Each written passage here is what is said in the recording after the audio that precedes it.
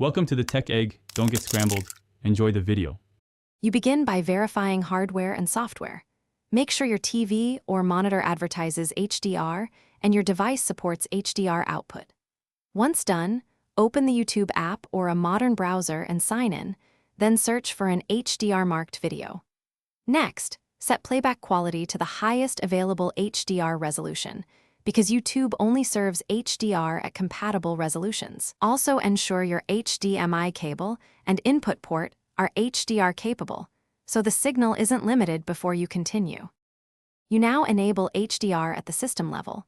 On Windows, go to Settings Display and flip the HDR switch. On Mac OS, enable HDR for the external display.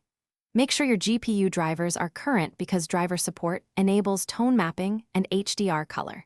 Then choose a compatible resolution and refresh rate.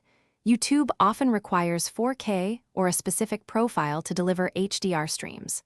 Once set, relaunch your browser or the YouTube app so it reads the new display capabilities and requests HDR content correctly.